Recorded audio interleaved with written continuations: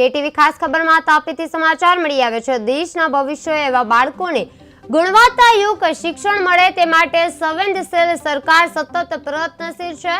છેવાડાના ગામોના બાળકો પણ શહેર જેટલું સારું શિક્ષણ મેળવી શકે તે હેતુથી વાડી ભેંસ રોડ ગામે અંદાજે 1.25 કરોડ રૂપિયાના ખર્ચે આધુનિક શાળા બિલ્ડિંગનું નિર્માણ કરવામાં આવ્યું છે, જેના લોકાર્પણ કાર્યક્રમનું આયોજન કરવામાં આવ્યું હતું।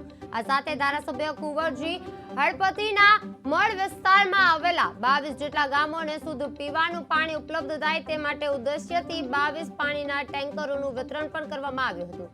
આ લોકહિતકારી કાર્યક્રમમાં મોટી સંખ્યામાં ગ્રામજનો ઉપસ્થિત રહીને સરકારના પ્રયાસોને આવકાર્યા હતા।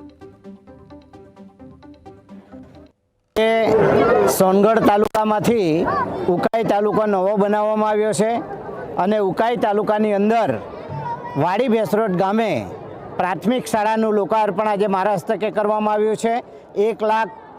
1 કરોડ અને 20 લાખ રૂપિયાની માતબર રકમ આપીને પ્રાથમિક શાળા બનાવવામાં આવી છે, જ્યારે તેની સાથે સાથે આજે ઉકાઈ તાલુકાના 22 જેટલી ગ્રામ પંચાયતોમાં પીવાના પાણીની તંગી રહેતી હતી, તેને પહોંચી વળવા માટે રાજ્ય સરકારે ધારાસભ્યશ્રીની ગ્રાન્ટમાંથી 22 જેટલા ટેન્કરોનું વિતરણ કરવામાં આવ્યું છે અને એની પણ રકમ જોવા જાય તો લગભગ 55 લાખ રૂપિયા જેટલી રકમ થાય છે આજે।